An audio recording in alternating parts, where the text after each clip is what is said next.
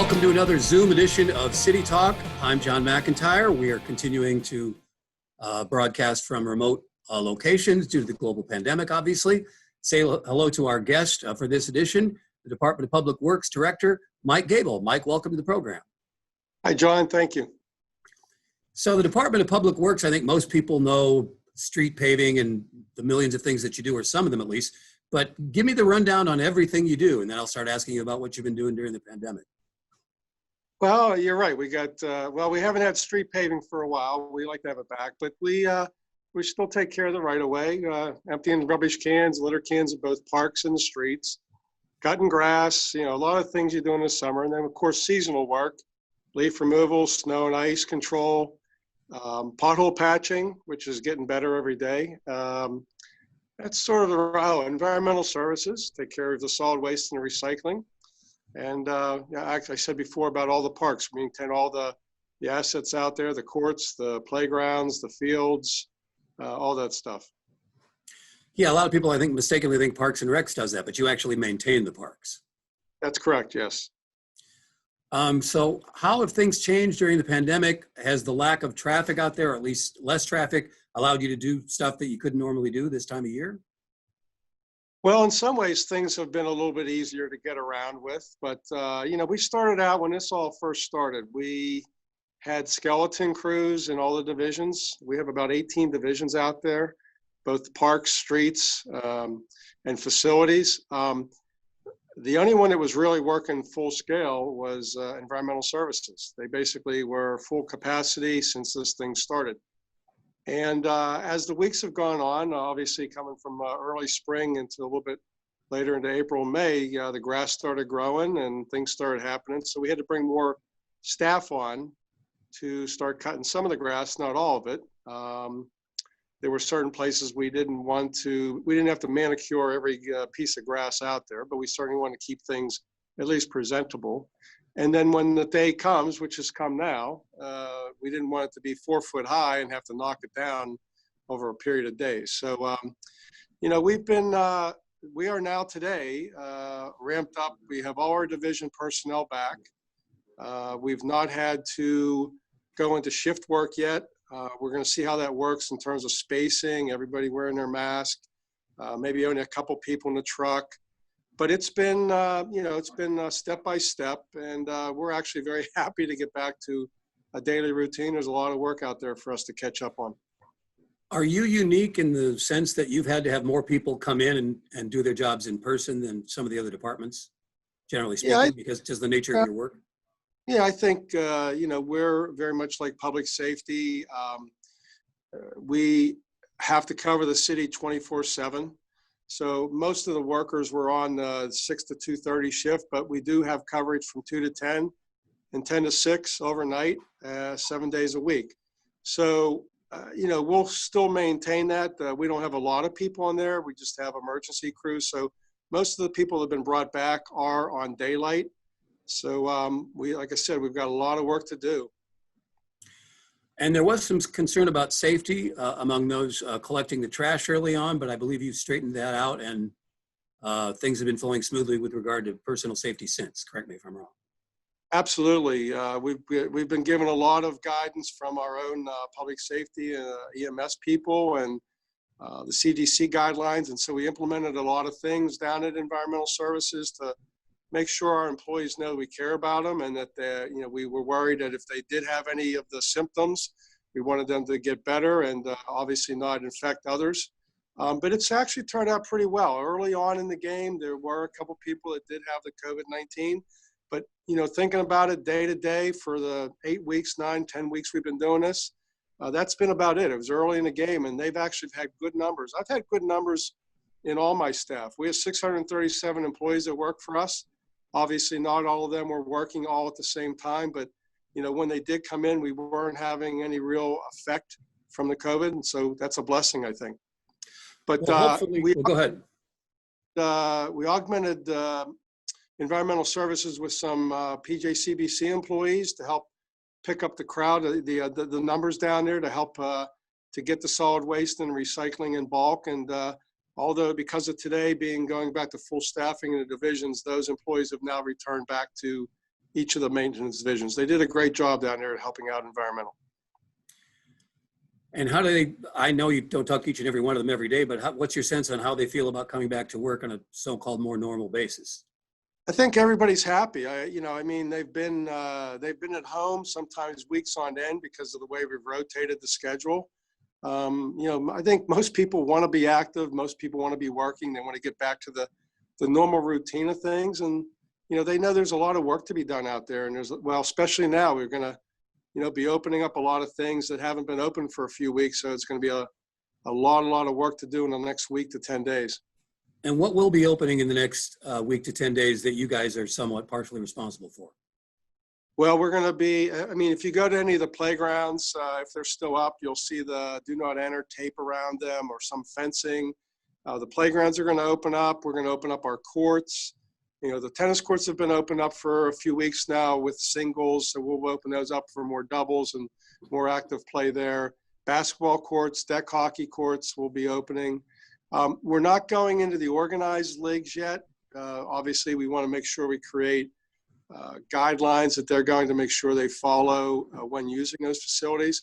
Our shelters are going to start to permit the open air shelters, but not the larger buildings, simply because the numbers, the larger facilities can accommodate more than the 250 people. So we got to be a little cautious with those right now. But ball fields, grass is going to get cut. Fields will get dragged. Spray parks are going to open. So there's a lot of assets that took weeks to close. And now there will be a sort of a little bit of apprehension with everybody wanting us to get them open as quickly as possible.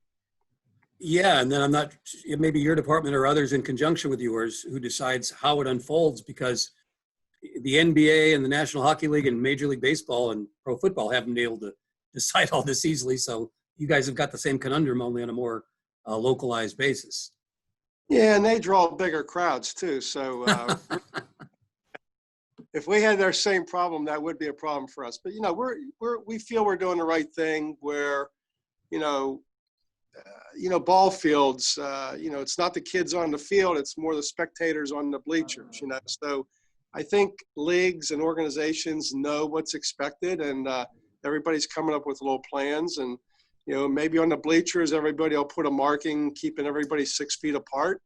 Like I said, I don't think there's an issue with kids on the field, but there is behind, say, the plate with the umpire, the catcher, and the batter. So everybody, there's not one size fits all. There's going to be kind of a unique thing for each sport, but generally everybody needs to follow the guidelines until we get out of this situation. So how have you been experiencing this personally, going to work every day and in your home life, and how are you holding up? No offense to my wife, but she knows I just can't be at home 24 hours a day. It just drives me crazy. I come into work I'm getting things done, not everything I want to get done. There's a lot of things that are building on my plate too, but it was just good to get into work. On the days like the weekend, I was running out of the house a lot and doing a lot of walking. I was sometimes doing 15 miles a day. So I'm just happy to get back into the fold. I ended up getting a haircut recently. I went back and joined the gym. Wow. My life's starting to get back to normal, which is making me happy. I did fishing about a week and a half ago up in Port Clinton, Ohio. So there's a good social distancing sport. What? Fishing? Fishing, yeah.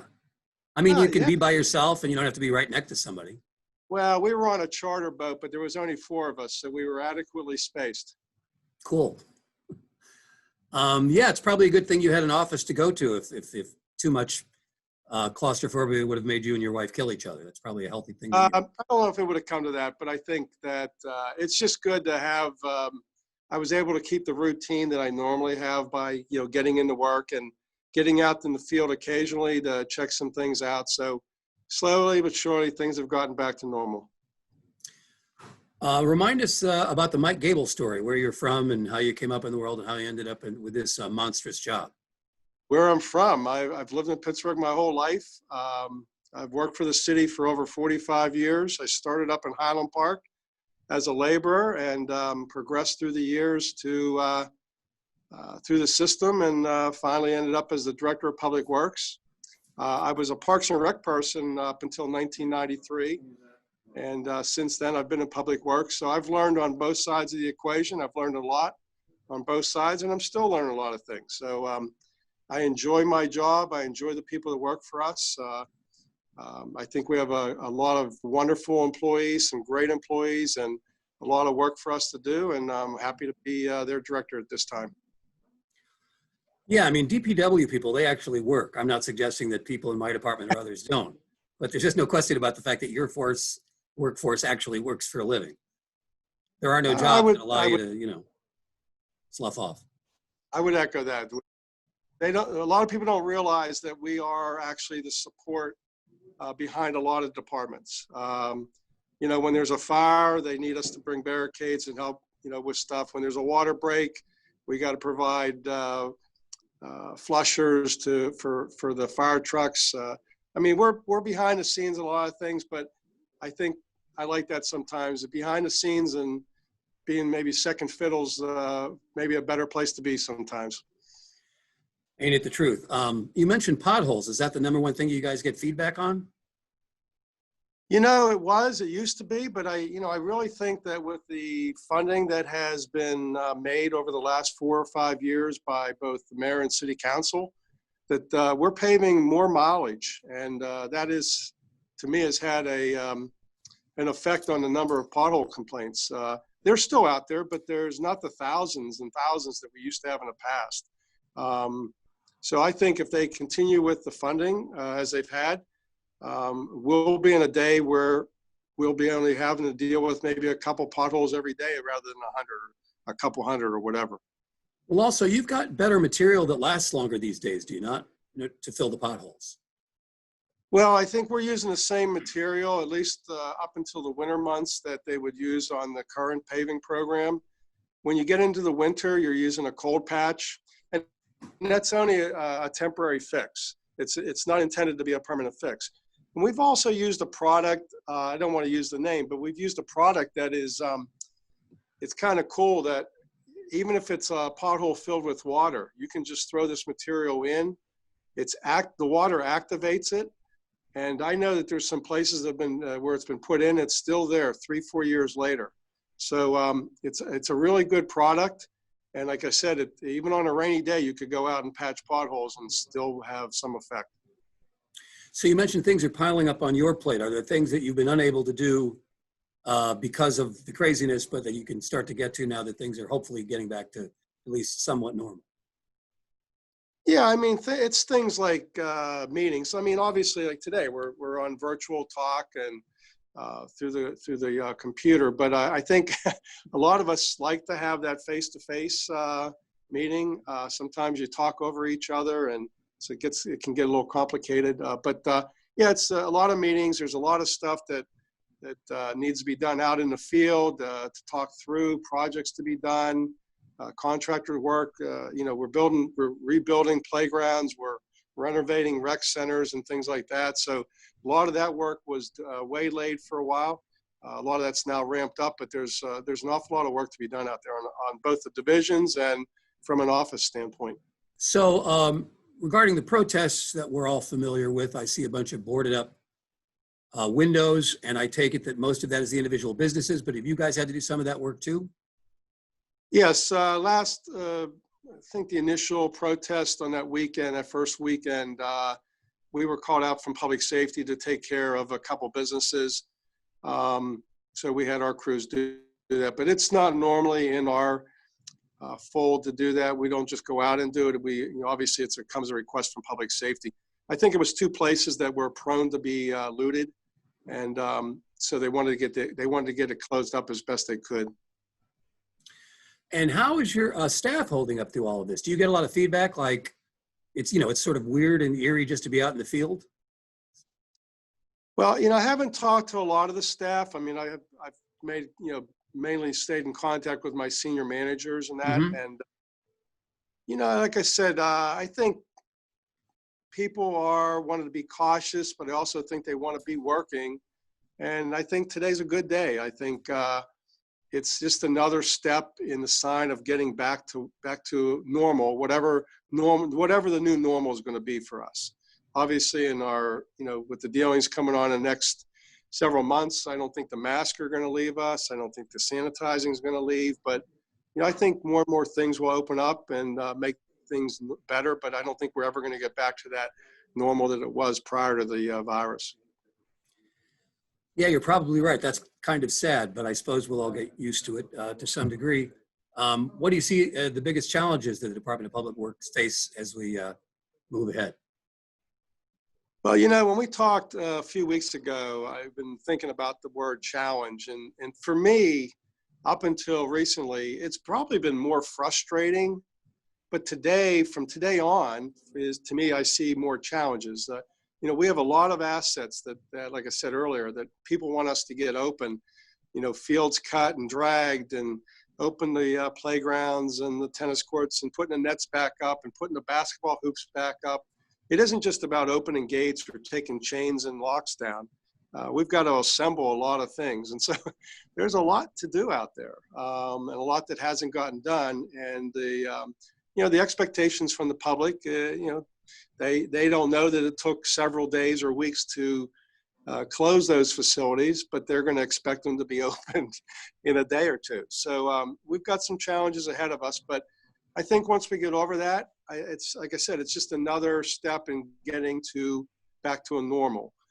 I just hope someday that we can abandon the mask and can never quit sanitizing. You should always do that. So I'm an advocate for the hand sanitizers, but I sure hope we can give up the mask. Were you a big hand washing freak before all this started, so that wasn't a big adjustment for you? I wouldn't say I was a freak, but I'd say that I was very conscious of, maybe going down the steps afterwards, putting the hand sanitizer on, because you never realize, what you're touching and what you're coming in contact with. And I also credit by not being very sick the last 6-7 years, when I used to be sick all the time, catching the flu or getting the flu or getting a cold. I've been relatively healthy, God, thank God, the last several years, and I owe that a lot to the sanitizing and things like that.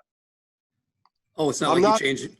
Go ahead. I'm not monk, so that's not my life, but I try to be a little cautious about hand sanitizing, stuff like that. You mentioned you're back at the gym, and I was just talking to a friend of mine about going to the gym for the first time in a long time. How was that? Wonderful. I joined on Friday, and here it is 4 days later. I'll be going tonight. So I love it. It's do you do just your individual thing, or do you take classes? No, I do my own individual thing. I mean, from before, when my gym closed, I had to find a new one, and I did find one. And as long as they have a couple of units in there that I like, it works for me. I'm not lifting weights. I'm on treadmill, stairs, the circuit, things like that. There's a lot of people in there doing bodybuilding with the weights and things, but that's not for me. I just like the treadmill. I like to walk. I'm not a runner. I just think running eventually you're a candidate for knee surgery, pounding on the knees. So do a lot of walking and a lot of stair climbing, and try to stay in shape. Because I put on 10 pounds since this all started. That's the thing that's been most discouraging. Well, you still look like $1 million. Would you recommend that people go ahead? I'm sorry. Blame that on my wife, because her cooking's been pretty fantastic the last several months. Not that it wasn't before, but it's really been good. And I think that's attributed to why I've gained all this weight. So now I got to lose it again. Would she be interested in cooking, more low-calorie dishes, or does she just make what she makes and you can eat it or not? She's been a very accommodating person, but it's a two-way street. I got to eat a little bit what she makes, and she eats a little bit what I like. So it's two-way. Oh, you were also a home chef. No, you don't know me. I don't cook. I like to watch them on the TV, but if I had to cook a meal, you'd be better off going to a restaurant or having somebody else cook it for you. All right. And so would you recommend a career in public service at the Department of Public Works? I would. I've enjoyed my time here. I'm not going to sit here and say everything's been great and perfect, but for the 45 years we've worked here and working in parks and public works, we're serving the residents of the city. There's something happening in public works all the time, and it's a good place. If you want to stay busy, this is a good place to be. And before I let you go, do you have any message for the people of Pittsburgh who may be watching this Zoom edition of City Talk? I would just say, just be patient. We're going to get everything back in shape and open up and ready for them to use, but hopefully they'll be following the guidelines and being safe themselves in using the facility. So we just ask for their patience. Hope you get it. Mike Gable, Department of Public Works Director, thanks so much for joining us today. Thank you very much. Have a great day. You too. That's it for this edition of City Talk. We will see you next time.